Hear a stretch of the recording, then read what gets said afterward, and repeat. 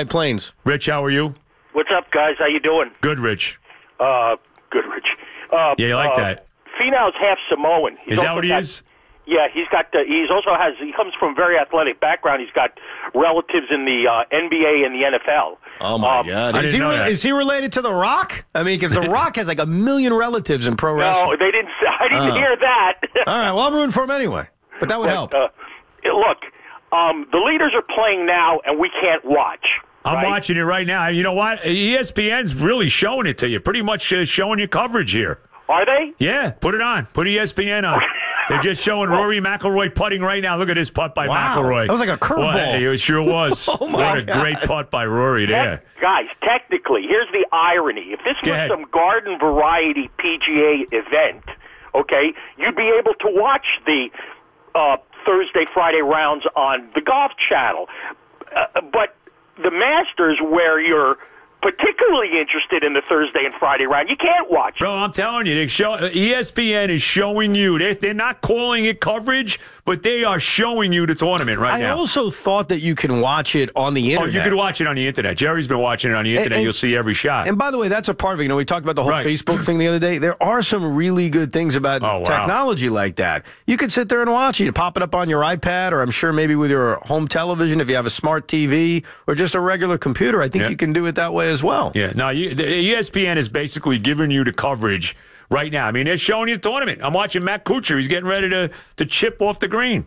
Jordan in Stanford. Jordan, how are you? What's going on? Hey, thanks for taking my call, guys. I'm just curious from watching baseball for the first week and a half of the season, between the Mets and the Yankees, exactly when they bring relievers into the game, how much of that is the manager's decision versus like a sheet of paper they have based on matchups? Because I've seen some managers get ripped for moves and some managers get praised when I'm sure they're getting the information from someone else and they're just pushing a button. Like, what are these guys actually doing now at the end of games? I wonder if you guys, if there's an answer, if it's cookie cutter or. Well, I don't think there's a yes or no answer to that. I think matchups play a big part of it. One thing I heard Mickey Callaway explaining the other day, and this is just going to be out of our league, and even out of my league, as somebody that looks at everything and tries to look at everything, that when they're determining the matchups, it's not as simple as how's that guy doing against that guy. They look at the kind of pitches that guy throws. They look at the hot and cold charts of the hitter. They look at everything in determining what matchup they feel is best for them. But not every number is going to point it in one direction. So it's not always obvious. So that's why there's still takes decision-making besides pressing a button. But I think they are looking at a lot more information maybe today than they did a decade ago. By the way, I just want to correct myself. I said Phil saved par on 2. He actually birdied 2. I forgot 2 is a par 5. So he's actually 3 under now, Phil. And that's right. I don't know what he did here. 4 under is the leader right now. 4 under is the leader, Kuchar and Spieth, right? No doubt. Shale in Hamilton, New Jersey. Shale, how are you? What's going on? Hey, what's up, guys? Great to talk to you, and it's even better to see the start that the Mets are off to. I mean, absolutely 5-1. You can't ask for any better. The only problem, if you can call it a problem, is how to assign playing time to all these guys who are hitting, especially Nimmo, now that Conforto is back. And I know that most people talk about moving Bruce to first base, but he seems pretty reluctant to go there. And you know, if a veteran player is comfortable in a certain spot where he's been his whole career, maybe you just want to leave that intact. Well, that's why that's why I've been saying, you know, maybe you got to move Nimmo to first base. I don't think that's crazy. Well, it's only crazy because then the Mets show that they were completely irresponsible and not working him out there in March. I understand that. That's irresponsible. Well, I mean, you're not wrong. And the fact that Jay Bruce never worked out at first base, unless they have made that decision that he's never going to play the position. Well, that's the one. We don't know that. Who knows? Maybe that was a promise they made when they signed him. I have no idea. We don't know. That's a problem. Probably never know. Versatile. Well, we'll know. If he never plays first base, then I think that's the answer. You're probably right. Sean in Vernon, New Jersey. Sean, how are you? What's going on? Hey, how you guys doing? Sean. Yesterday I was listening to your show, and you were talking about Stanton being booed by Yankee fans, and, you know, some Mets fan called up and said they don't do that. But I'm sure you guys remember when Beltran got to the Mets in 2005. No, let me tell you, I booed Beltran, so I'm telling you right now. Sure. He was the number 1 free agent that year. We got him. We booed him. The following year, we got Delgado. And Beltran started to pick it up.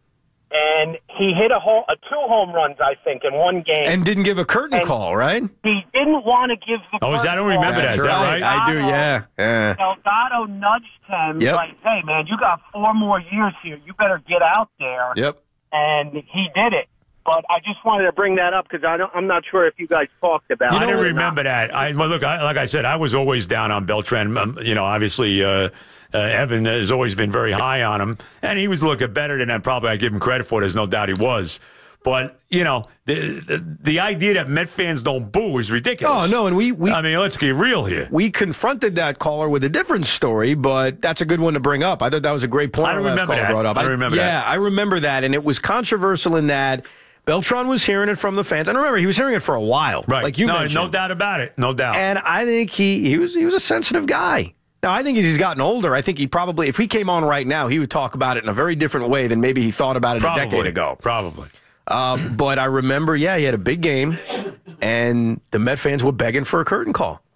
And Beltran sat there. He did not want to come out and give a curtain call. And Delgado pushed him out there? And Delgado. It's funny, of all the guys that Delgado would be the guy to push him out there. I know. To be very honest about Mr. Media-friendly, fan-friendly Delgado. Amen. Now, Met fans and Yankee fans are very similar in that way. Please. And we're all from the same place. Let's be real. Yeah. And here's the thing. And I understand it. And it's tough. When you bring in a guy who makes a lot of money, who did everything that he accomplished for some other team elsewhere. You're correct. You are going to hold that guy to an incredibly high standard. No doubt about it. Usually a different standard. Different standard. And a standard that it's going to be very difficult for them to hit. They may hit it. Some guys do. They thrive. They're popular. Everybody's happy. But a lot of times it's tough to get to that standard. And I think Beltran was a great example. I think Beltran was a very good Met. But there's a lot of Met fans, you're one of them, that I think always felt like he was a disappointment. Yeah. And maybe it was a strikeout to Waino. Yeah, maybe. Maybe it was the fact I think the first year getting off the way he did, and I know he was hurt most of that year. I think the fact that he, was looking to see, hey, maybe what are the Yankees going to give me? Maybe I got to go play there. That was it. That was a big deal, too. And in fairness to Beltran, we've had him on a few times since, and he has, you can believe it, you don't have to believe it, he's categorically denied that he went to the Yankees before signing with the Mets to say, I'll take less money. Right. That may not. Look, Boris may have. No, who knows? I don't know. We don't, right. That's an easy way for Beltran to not lie, because he's not lying. Did he go to the Yankees? No, but Scott Boras may have. It's kind of like a BS way of not giving you a straight I didn't really answer. I didn't really talk to them, but my agent did, Exactly. No, I understand. Exactly. Let's go to BK in Yonkers. BK, is it you? Yeah, it's me, all right. Listen, Sandy Alderson, I didn't like the signing of Todd Frazier, but I liked that he nixed the trade for McCutchen and Nimmo. Who wants McCutchen? He's like 35 years old. He's on a downfall from his career, and we got, as far as I'm concerned, we got an up-and-coming star with Brandon Nimmo, and we got to find a place for him to play. What do you think about that, boys? Well, and you guys, yes. You guys were all against That's correct. No, I was against it. I was against it. That is for the Frazier. By the way, I'm also by BK. I'm also was for the Frazier signing. Frazier's been fine. Leave him alone. Hold on, BK. Can I confront you on this? Yes. In a friendly way, of course. Okay. Yes. Let's say Brandon Nimmo puts up these numbers I'm about to give you. Tell me what your reaction is. I know where you're going here. 279, 28 home runs, 88 RBIs, 11 stolen bases, and 849 OPS, and played 156 games. If he did that, would you not have a parade for Brandon Nimmo? You'd be happy, right? Of course. That's got to be McCutchen's numbers. Well, thank you. Joe, I'm so predictable. That's Andrew McCutchen. Course, right. And Andrew McCutchen is not 35. He's not 34. He's not 33. He's not 32. He's 31 years old. Right. So I get, you can make the point, Nimmo, I believe in him. He's going to be a star. You can say whatever you want. But Andrew McCutchen is a few years removed from winning the most valuable freaking player award, and he went 28 and 88 last year. So... And just because he's off to a bad start, Joe. He's 2 for 24. We're going to bury him now? We're going to bury the guy?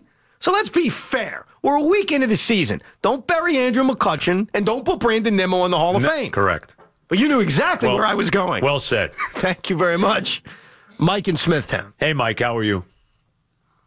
Mike? Hey, how are you? Good, Mike. What's shaking? Hey, listen, Joe, I agree with you yesterday regarding the Sergio blow-up. All right, I mean, that pin placement was ridiculous. I mean, every time I watched it, and every ball rolled right down into the screen. That's outrageous. No, it's ridiculous. Look, I play golf. I love to play. Yeah, you want to be rewarded for a good shot. Yeah, I mean, and I understand it's the Masters, and I understand the greens are treacherous, and I understand, look, these guys, you know the deal. You got to hit the ball to certain spots on the green. You just don't want to, for us, we want to just get on the green. These guys are looking to put the ball on a certain spot on the green. Right. But if you hit a shot that's 10 feet from the pin, that lands 10 feet from the pin, I mean, it shouldn't be going back into the water, I agree. Another little thing, a tidbit about, Francesa plays a lot of golf in his family and his members and everything. Yep. And, I work with some people in the entertainment business and who knows him very well. And you know what his favorite club is? No. The foot wedge. The foot wedge.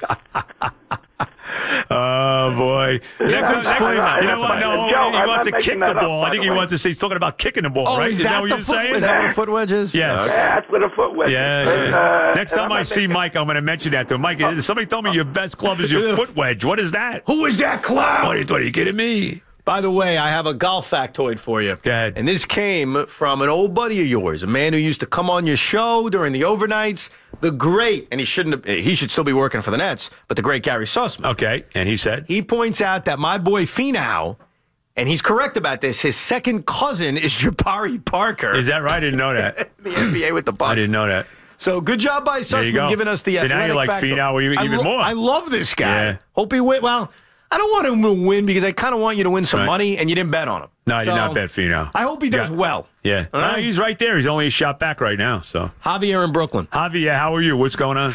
I am very good. I just wanted to correct that caller from before. He said that it was Carlos Delgado that made Beltran go out. It was not Delgado.